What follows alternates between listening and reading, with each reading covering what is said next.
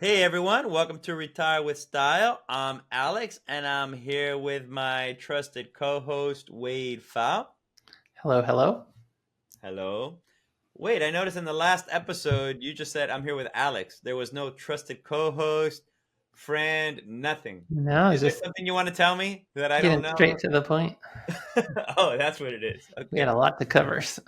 Brevity is the soul of wit. That's right. I think All right. Shakespeare said that. There you go. I think it was All right. No, What it's scene was it? Was it Polonius talking to his son before he goes off? Right? Something like that? could be. I don't recall that. All right. All right. All right. All righty. All right. In the last episode, we were leading up to the financial plan and why it was important. And we spoke about things you can do to ready yourself when things happen out there in the news cycle that will give you pause for concern.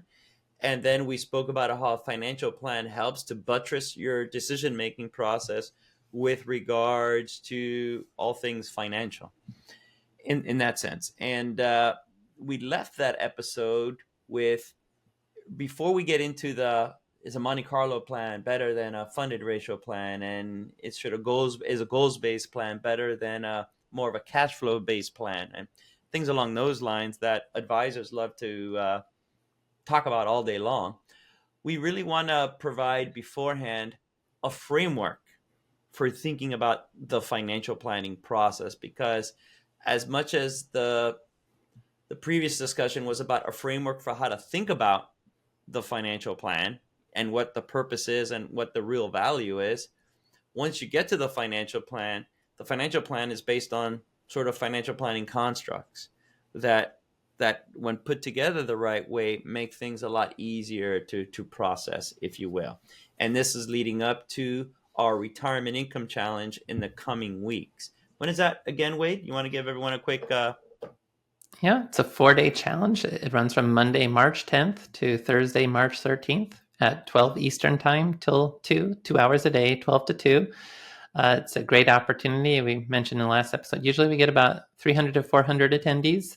And by the end of the week, everyone's, including spouses who may not be attending, maybe just one person attending, but both spouses taking a RISA, building a financial plan with our funded ratio tool, understanding more about the non-financial aspects of retirement. And at the end of the week, having a pretty good foundation for knowing, assessing their retirement preparedness, and if they have a plan that's going to provide them the retirement that they're looking for. So that's our retirement income challenge.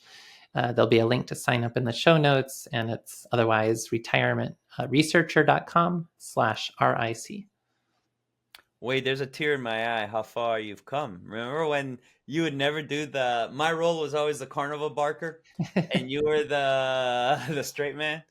Right. Yeah. All of a sudden, look at you helping us Yeah. promote the Well, we're retirement doing income that. challenge. And so Plug the natural. book. So the Oh my retirement, goodness. retirement planning guidebook, 2025 edition, at your favorite book retailer. We started a monster. No. You're a natural, man. Uh, you were talking about at the end, it'll give you a nice foundation. Now, a good question is what do you consider to be a good foundation for a financial plan, like framework wise? Yeah, I think the direction we're really headed here is we have the visual illustration. We call it the retirement income optimization map, or the RIO map. There's some boxes, and then that's really the visual interpretation of the funded ratio, because the funded ratio will put numbers behind how big are all the boxes. And then the planning process is making sure your boxes line up. And we'll get into more detail about that. But that's really where we're headed. Uh, Before we get there, you want to make a few more comments about the general planning process, and having that having that framework that we're Sure. going to talk about will help you make better financial decisions. Sure. To me, I feel this is where the largest source of value comes from. The framework that guides the financial planning decision. Because as much as you said, we're going to talk about the retirement income optimization map, where we line up goals, assets, liabilities, right? And those are in the form of boxes, if you will. And there's many ways to go through it. And I think the ways to go through it are dependent on your preferences. That's where the RISA comes from, and all of that. That helps determine, the path you want to take along our retirement income optimization map. And you know what we'll do? In the show notes, we'll have a copy for download of our retirement income optimization map. That way, if you want to real quickly, as you're listening to this, just visualize it, you can have at it. But the reality is that there's that framework. There's many ways to go through it, and that depends on your preferences for sourcing retirement income. But also, some areas have more emphasis than the others, and that has to do with the money you've been able to, the investments you've been able to accumulate over your lifetime, be it investment portfolio, being cash value, being a pension, being whatnot, right? And so there is an economic overlay through those. But the reality is, listen, we all have blind spots, right? And your advisor, or wherever you have your trusted source of income, wherever you get your trusted source of information, you needed to provide this clear focus, objectivity, and give yourself a charter for how you want to move forward. There's two things here. When we speak to people, there's it's fine to kind of have a back and forth with us. I encourage it, but there's organized skepticism and there's cynicism. I think that balance is easy to flip to cynicism, which I think is a bad thing, because you just end up throwing out the baby with the bathwater a lot, as opposed to having this organized skepticism, which to me is more scientific in nature, if you will. And so as you go through this financial planning process, I think having skepticism into what area is good for you, which one doesn't fit you, which, why and the whatnot, I think that's more important than anything, because it'll give you that objectivity to go through things. So that's the other thing I would say. Like, it's your path, but in a funny sort of way, I think the retirement income optimization map is universal. How you go about going through that map on that journey is idiosyncratic, but the process itself is a universal one. And that's why I think it makes for a great decision making framework. Yeah. And so what that map is, and right, Alex mentioned we'll put a link in the show notes to provide that visual so you can see what we're talking about here. And we know in the past we sometimes say we're going to put things in the show note and forget, but we are getting more organized now. So hopefully you really will find it in the show notes, as we're saying. It's at the end of the day, it's an image that has a total of 11 boxes on it. There's 3 different columns. On the left, you have your goals, which are the financial goals of retirement, the 4 L's. In the middle, you have your assets. And we have 3 types of assets: reliable income, diversified portfolio, and reserves. And then we have on the right the liabilities, or the expenses that are associated with each of your 4L financial goals. So it probably would be meaningful or helpful to walk through all those 11 boxes and put that all together, because that's really then the framework for retirement, and that's the foundation for the funded ratio as well. Awesome. So to get started.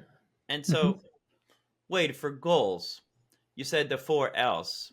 And this is something that's also, you talk about this at length in your book as well. So you can pick up a copy and, read along, if you will. But yeah, Wade, for those of you just listening to the podcast, Wade just he did his best Vanna White impersonation again. But for goals, I've always understood it. Listen, everyone has different goals. They're like snowflakes, etc. But if you really break it down to its 4 basic denominators, it's the most common denominators, if you will, what would be the 4 L's to define pretty much 99.9% of all objectives that people have?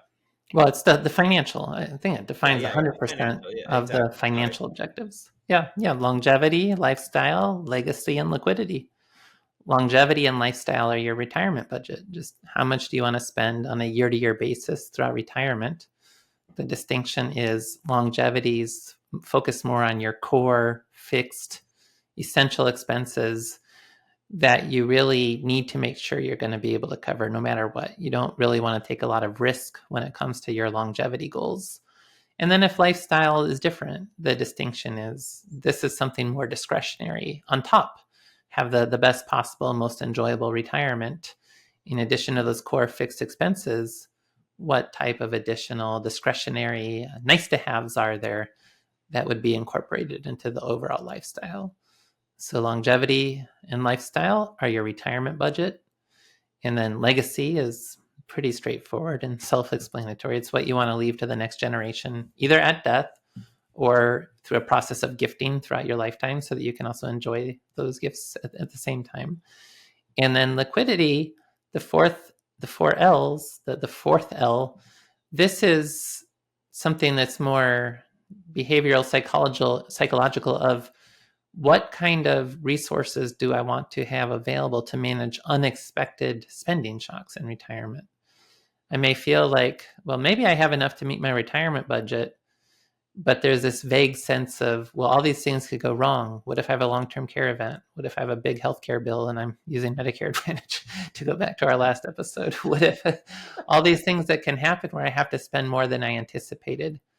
Well, if you can identify that you have this liquidity goal as part of the planning process and you have some assets to back that up, that can help you get over those concerns and really be comfortable that you can proceed with that retirement. Now, you're going through the goals, which I think are great. And the way we kind of handled that too in the RISA, which is interesting, is we inversed it in terms of goals. What do you want to attain, right? The sort of, and it just, it seems it makes for a better story, that you're reaching something. But there's also another view that actually has a lot more salience with folks in terms of how they view goals, which is through the inverse lens, which is what risk do you want to take off the table, right? And so Wade was talking about like longevity goals, right? And that's somebody that, I'm worried about outliving my assets. So a risk that they want to take, you can view it like that too. Like I don't want to outlive my assets. I don't want to, I need to make sure that declining cognitive abilities is a risk I take off the table. Things like that. You want to speak about like the retirement risk and how they're related to goals?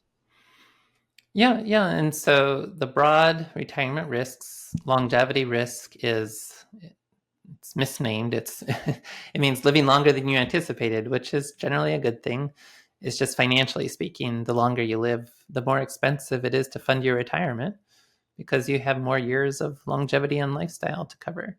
So longevity risk, what if I outlive my financial plan? And that's where, depending on how concerned you are about longevity, you might want to really nail down having assets in place to back your longevity goals with longevity protection behind it to be able to make sure that your essential expenses can be met no matter how long you live. You've got market volatility. We have market volatility pre-retirement as well, but it can have a different impact post-retirement when you're no longer working and being able to use work as a protector against market volatility. In retirement, you tend to have to take distributions from your assets that you've accumulated. And if there's a market downturn and you're forced to sell from the portfolio when it's down, there's less available for any subsequent market recovery. And so that's that sequence of returns risk idea where it can amplify the impacts of market volatility. It makes you more vulnerable to what's happening in the financial markets during the early retirement years relative to the later retirement years. And so thinking about how do you want to manage market volatility risk as part of the planning process. And then the third type of retirement risk is the spending shocks. Just anything that can lead to higher expenditures than you anticipated in your baseline retirement plan. You earmark spending for longevity, spending for lifestyle. If you have legacy goals, what you need to cover that. But then what else could go wrong beyond that? That's the potential risk of not having reserves available for the unexpected. And in particular, with our studies with the RISA, we find that very meaningful connections to the RISA factors for both longevity concerns as well as for liquidity concerns, especially related to the health and long-term care liquidity concerns. What if a health event happens versus necessarily, what if I have to replace the roof on my house or something that we're used to dealing with throughout our entire lifetime? we really can become more concerned about the health-related risks in the Yeah. retirement phase. I mean, remember, Wade, when we did this, we clustered questions around liquidity that involved healthcare and just like my roof kind of thing needed to replace. And it was clear that people viewed liquidity issues two ways, like Mm-hmm. the roof, my car, that kind of thing, and health was just a separate thing in and of itself under liquidity. I thought Mm-hmm. that was kind of interesting when we saw that.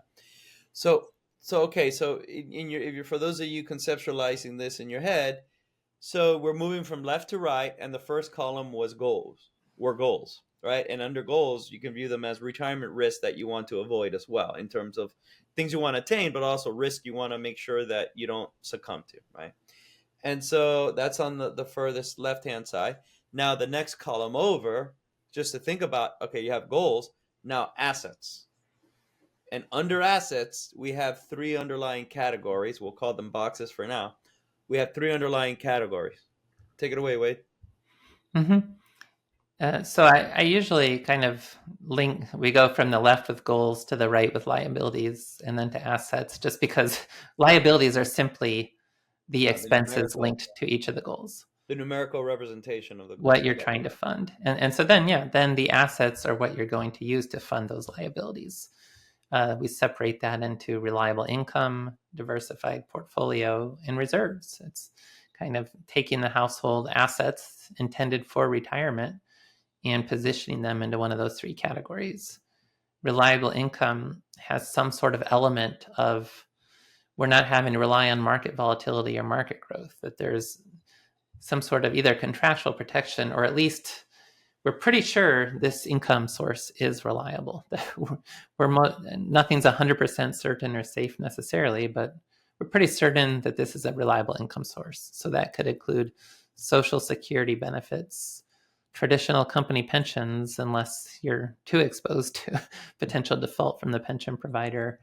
Uh, Beyond that, bond ladders, holding individual bonds to maturity, using a home equity conversion mortgage or reverse mortgage as a source of funds to be able to spend from home equity. Sometimes, if you're just using part-time work in retirement and you think that's pretty reliable, about unlikely to be fired, you could consider continued employment in some cases as a source of reliable income as well. And commercial annuities, I think I didn't mention that, but commercial annuities with income protections provide you that contractual protection for either income over the lifetime or for a fixed period of time. Any of those assets could be treated as part of the reliable income asset category. Okay. And so you would, well, let's just go under, and then so we have that for reliable income. Under diversified portfolio, what are those components? So the diversified portfolios What's the thought usually more. process around it? Yeah, it's the what we usually think of your investment portfolio, the diversified investment portfolio that's giving you that risk-adjusted return, where you seek the highest risk-adjusted return subject to your risk tolerance and risk capacity, and that ability to stomach market volatility. And so the reliable income we usually earmark to the essential expenses or longevity goal. The diversified portfolio we can earmark generally to the discretionary expenses, the lifestyle goal, or legacy goals as well. So you could broaden the diversified portfolio, things like life insurance, potentially, just the way you're using financial products that not necessarily, although life insurance is kind of a hybrid where it may have contractual protections in it, but mixing that with elements of seeking market growth and market exposure, or returns from interest rates on bonds and so forth. But you build that diversified portfolio seeking a risk-adjusted return to fund the discretionary expenses and legacy goals. Okay. And then we want to round this out with reserves. Yeah, so reserves are then what's not already been earmarked. So part of the diversified portfolio could get earmarked to be part of reserves if you have sufficient diversified portfolio to meet your other goals. Once you've laid down those reliable income sources and built that diversified portfolio, reserves are the things beyond the left over still that you have that you can earmark to the contingencies. that liquidity, the spending shocks. If something goes wrong and I have to spend more than I set aside between reliable income and core diversified portfolio, do I have additional reserves? Sometimes people may think about their home equity as a reserve asset. Maybe their checking accounts, savings accounts, short-term liquidity funds there could potentially be part of the reserves. Another thing with reserves too is when we think about spending shocks, like just think about long-term care insurance, for instance. The contingency of long-term care is I have a big out-of-pocket expense. So if I have long-term care insurance that will pay a benefit if I experience a long-term care event, rather than inflating the reserve category and inflating the contingency category, assuming some significant long-term care event, usually it's easier that if I have long-term care insurance, it's a reserve asset, but I wouldn't necessarily use it to inflate the value of my assets. It would be more because I have this, I can plan for lower out-of-pocket spending in relation to long-term care. And so the contingency event I define for long-term care can be smaller because I have the insurance in place. And so things like insurance can also then be treated as reserve assets. A comprehensive Medicare supplement, you don't necessarily provide an asset value on your balance sheet. Again, it's more, this is going to help manage out-of-pocket spending shocks related to healthcare. And so I don't have to have as much reserves set aside for those spending shocks. That's the other way to think about reserve assets. Okay. And so once we've got that trifecta in place, being the reliable income source, you have your goals, right? And not all goals are equally weighted, right? Somebody may have a significant proclivity for longevity goals as opposed to legacy goals, etc., right?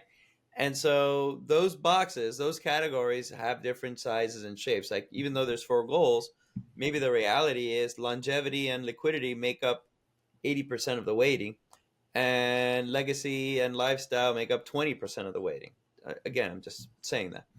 And then assets, how do you start to align your goals and asset base? Assets as reliable income, diversified portfolio, and reserves. And what are some key aspects of this?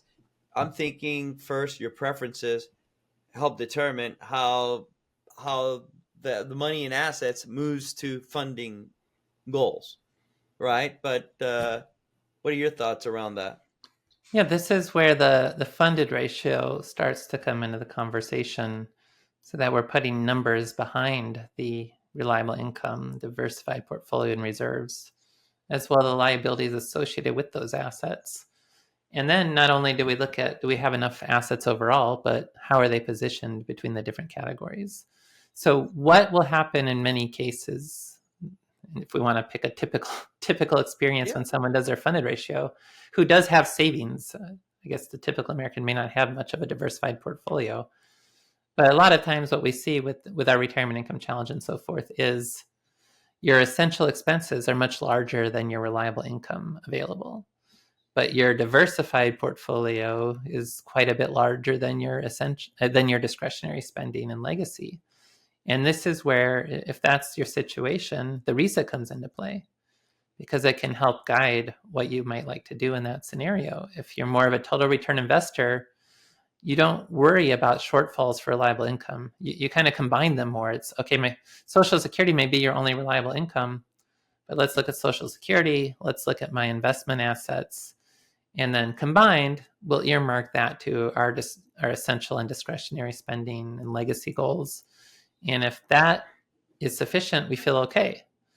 Whereas if I had an income protection style where I'm looking more at contractual protections and commitment to a strategy, in that scenario where my reliable income falls short of my essential expenses, but I'm significantly overfunded with my discretionary expenses, I can take some of that diversified portfolio and reposition it into a reliable income asset, whether that's a commercial annuity or a bond ladder or even delaying Social Security, something that would help increase the amount of reliable income on my balance sheet for retirement. All right, Wade. And what would you say? I'm just thinking about secondary factors and how that can inform a potential strategy and the like. What would you say to somebody that is has a greater amount of their assets is in their investment portfolio, right? And so that's going to be used to fund effectively their goals, but their goals are overweighted towards longevity and liquidity. So, and what would you say to someone like that in terms of maybe repositioning? Because now, if somebody has an overweight position in their assets in their diversified portfolio relative to reliable income sources and reserves, and they're and largely their goals are driven by longevity and liquidity issues or desires, if you will, and when they take the RISA, their income protection. Mm-hmm. Right, and I'm saying this to give everyone, all listeners, a sense of the framework for how we then position the plan and what we want to look for in the plan. What would you, just intuitively? I don't want to get too far into what the funded ratio is and things like that because we'll deal with that in the next episode. But what is the work that would need to be done to maybe calibrate their holdings with their goals? Well, and that's what we do see. Like if you take the retirement concerns questions in the RISA, generally the income protection style individuals who are there, not only do they have that safety first orientation and the commitment orientation, but they do tend to express greater concern about longevity. I'm worried about outliving my money. And they express greater concern about liquidity. I want to have assets earmarked for especially health related spending shocks in retirement.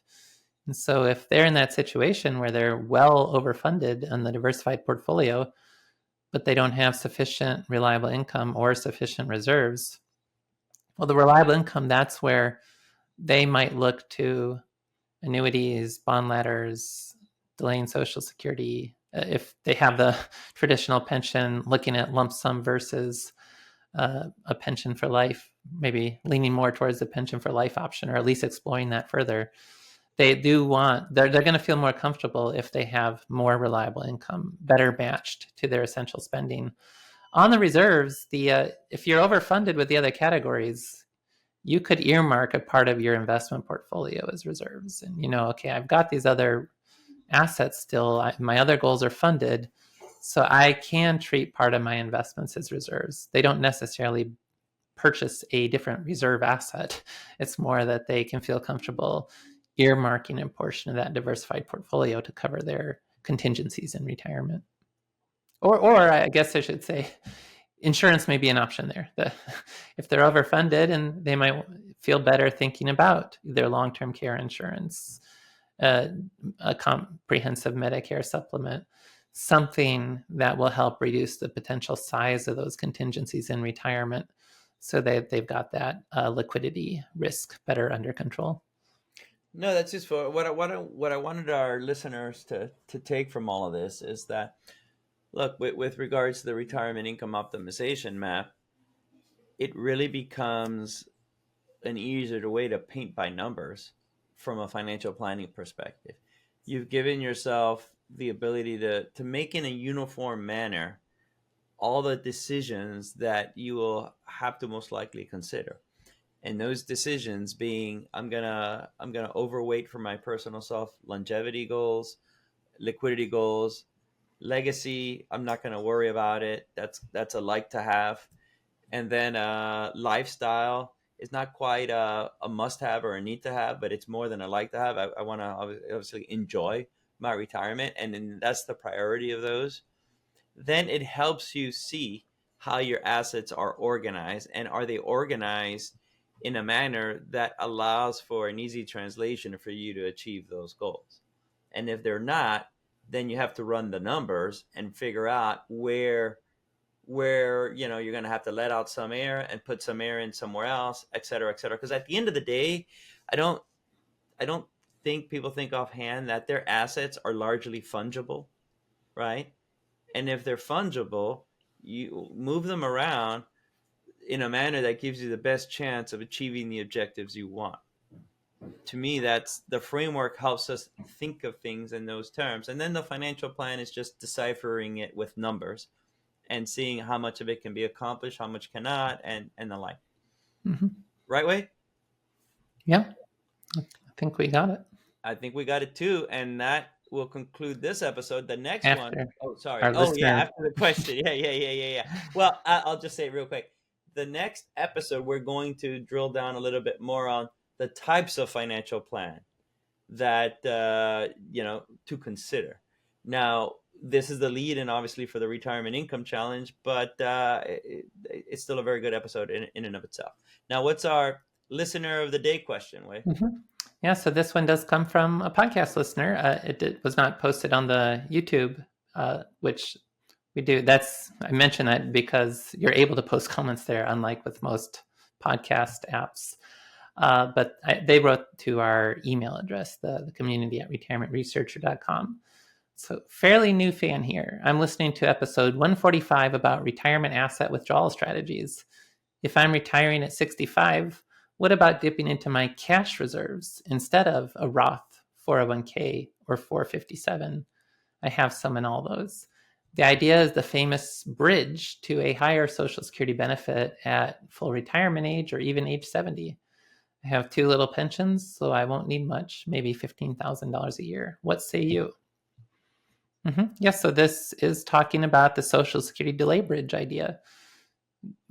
For many cases, it's a great idea for people to, especially for the high earner in a couple, and especially if we're talking about a couple where there's going to be a survivor benefit involved, to have that high earner in the couple potentially delay to age 70 or close to that age.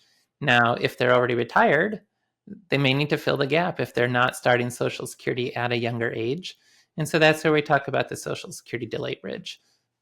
In relation to what we're talking about in this episode, you don't necessarily want to fill that gap through distributions from the diversified portfolio because that can increase sequence of returns risk. There's more market volatility. And so the Social Security delay bridge usually is from a resource that's less exposed to market volatility. And if you've got a lot of cash laying around, that could be a good resource to use. Would just add to that, think about the tax situation. If you're retired already and you haven't started Social Security yet, you may not have a lot of taxable income. You may not even be filling your standard deduction. And so potentially taking some assets out of that 401k or out of an IRA or tax deferred account could let you realize those assets without paying any taxes, or maybe even just being in the 10% bracket or 12% bracket. Versus if you don't do that, someday when required minimum distributions begin, you could be pushed into a higher bracket. Or once you start Social Security, those distributions could cause more of your Social Security benefits to be taxed and so forth. So from a tax efficiency perspective, just look at whether cash is the best option to use. But setting the tax situation aside, yeah, cash can be a quite reasonable resource to use to build that Social Security delay bridge to help protect against market volatility and to meet your expenses in those years while you're delaying Social Security, and then subsequently enjoying a much higher Social Security benefit for the rest of your life once you do begin benefits. A plus. Okay. So thanks for the question in the mail. And if you'd like to have your question answered, we are going to try to do this with every episode now. So please reach out to us, and we're happy to get these questions as part of the flow. Reach out where, Wade?